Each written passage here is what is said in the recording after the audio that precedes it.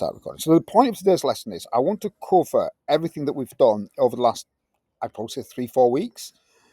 And then, just go through questions. And the point in all of this, you've really got to go through, different things that you've learned. And that what makes you really good at it. I was having a conversation with year 13, year 12. And I said, they're doing A-level chem, bio, maths, those kind of things. I said, so what do you think? They've had a year of the tough stuff. And I said, what do you think? What do you think makes somebody good at something? And, I'm in my 50s. So I think my opinion is, to you guys, outdated. And I don't mind it. I don't, because I remember being your age and, someone in the 50s was speaking, you're thinking, oh my God, you're not from my world. How would you know? I really don't mind that. But the thing that they all said, and they said that the point where you understand what it takes to become good at something, it doesn't matter. So Dominic's asking about being a vet. It doesn't matter if you want to be a vet, a plumber, a builder, a electrician, a computer scientist, you name it, doesn't matter. What makes you good at something is practicing and becoming brilliant at the basics. It's true for maths and theoretical physics. So we're going to cover things. Now I'm just really going to talk about the key words that we learn. Communicable diseases. It can pass from one organism to another. Pathogen. A little tiny organism that causes disease. Virus, bacteria, fungus, and process. We did all that. We've looked at viruses, not living. Specifically looked at, influenza, cold, and things like that. Fungus, athlete's foot. Protist, that's malaria. And transmission spread, there's two different ways. And this was like a vector, and that's an organism that carries a pathogen. The example I went through is mosquito, you need to know that one. Droplets, that's somebody sneezing on you, and they've got the bug and they give it to you. And we also had a look at the human defense system, and sometimes we kind of skip things, and you get that your skin is a defense, it's a physical barrier, it stops things getting in. You got mucus, that's what we would technically call bogies and snot, and they trap microbes and get them out of you. Stomach acid, so when you eat food, any bacteria on there frazzles. And tears as well. There are in your tears there are enzymes that destroy bacteria. We then looked at immune response, and we spent a lot of time on antigen and antibodies, and I think that's really important. Okay, so it's white blood cells that are part of the immune response. They can do it in two ways: phagocytosis, and I went through that very, very quickly. And all it means, it's a big white blood cell, and it engulfs. So here, if there's a bacteria there, it'll swallow it up, and it's called phagocytosis. And this cell is called a phagocyte, and it swallows things up, and that's called phagocytosis. Okay, we've looked at antigens and antibodies. An antigen tends to be a protein on top of the surface of not just a pathogen, your own cells. Antibodies, funny stuff that kills them.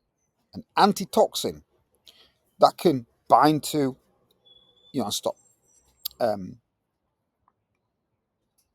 toxins, poisons. Okay, vaccination. So what you do is you take a bit of a dead cell, like a dead bacteria, and you inject it in yourself. That's what we did to that poor rabbit. Okay, we injected it with stuff. Fluffy got it, and what we can do is we can get those memory cells. So instead of injecting it into poor Fluffy and getting an immune response and killing poor Fluffy and getting poor Fluffy's spleen, what we can do is we can get a dead or, what we call it, an attenuated virus. It's not that stronger, and or a bacteria that's not that dangerous, because we've made it not that dangerous. You inject it inside yourself, and it causes your body to respond, and it creates memory cells. We've got, in terms of medicines, we can use antibiotics for bacteria. This is really important. We'll test you on it by saying, dude's got influenza, which is a virus. Give him antibiotics. Didn't work, because it's a virus. It's not a bacteria. We then looked at last session we looked at plant diseases. TMV, tobacco mosaic virus. It causes mosaic patterns on leaves, stops photosynthesis, grows black spot. Fungal disease, black spots, right? All these guys, and in terms of what these two do, is if you damage a plant's leaf, whether it's damaged by being eaten by a cow or whether it's damaged by, you know, something growing on it or discolorizing it so there's no chlorophyll there has to be chlorophyll in a leaf for photosynthesis to occur. And if you don't have enough, it's just going to be like a human. If someone doesn't eat enough, they don't grow and there's stunted growth. Plants have a waxy cuticle. It's a waterproof layer on top of the leaf sometimes. And I hope you go out and, grab plants, and as long as it's not poison ivy or nettles, and you feel the leaves, and there's a waxy, on some plants there's a waxy surface, and that's protective and it's waterproof. All cells have cell walls with that yonks and yonks and yonks ago. And some plants make antimicrobial chemicals.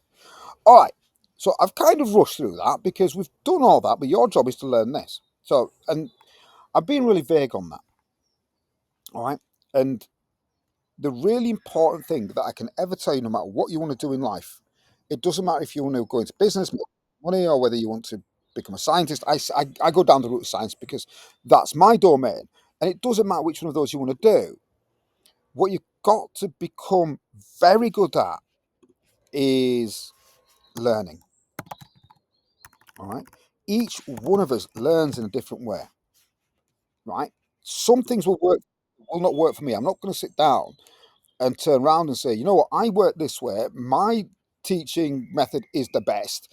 If you do it this way, you will become, really good at what you do. Yeah, you will. But the point is, you will get bored, right? So you've got to find a way of learning this content that works for you. Some of my students love flashcards. Love flashcards, right? Flashcards. I hate them. Right? I get bored with them. I just, I'm not talking about my students your age. I'm talking about 18-year-olds. Some of them are off doing medicine. I was talking to one of them who's in second year medicine. She still swears by flashcards. I don't. I've never liked it. I've always liked trying to draw mind maps. Um, you know, and there's lots of new techniques in learning. Find one. So what your job is today, and I'm going to, a lot of this you've done before, but I'm going to be really clear. Repetition, repeating stuff is the master of learning. But if you repeat stuff because you're not interested in learning, it doesn't matter. You're going to get bored and you're going to walk off. So work out a way, find a way of learning, of repeating that works for you. I think there's a big lie in the world. And it's work hard, work smart, not hard. Well, yeah, no, that's rubbish. Work smart and work hard. I think that's what separates people who are really good at things. And there's another thing as well. How long does it take to get good at something? And you'll read different things like 10,000 hours. I'm sure I've told you before. It takes 20 hours to become good at something. And I don't care, as I said, I don't care what it is. You want to become a potter? Do some pottery for 20 hours. Trust me, you'll come out of it like you're amazing. So find what works for you in this. All right. I would, if it was me going through all the content we've done over the last 3-4 weeks, I would use mind maps. But you're not me. All right. Some of you love flashcards. Fine. Get some flashcards and use them. And the other thing I'm going to say is, it was really funny. I was talking to a year 12 and he's really struggling with chemistry. And he said to me, I don't know what to do. I don't know how to learn stuff.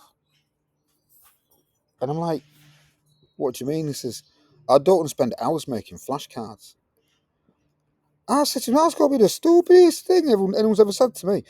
You're not in the 1980s when I was growing up. We didn't have the internet.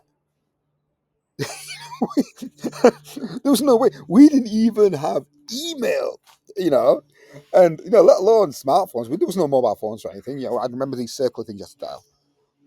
If you like flashcards, Google it, GCSE, communicable diseases, flashcards. Don't make them, use them. Do the same for mind maps. You're year 10, learn your stuff. And again, I'm just going to repeat this. I'm not saying, oh my God, do this for science. I'm saying do it for the things that you're passionate about. I want you to do it for science, right? But do it for every single thing you're passionate about. Become good at it. 20 hours is all it takes. Work out what works for you. There's other things, card covers. However, Google is your friend. Gemini is your busy friend. All right, ChatGPT and Gemini and all these things. All right, so I've gone through them. These are some questions you've got to do. All right, I'm going to leave myself here. Oh dear. Oh my God, 10 minutes.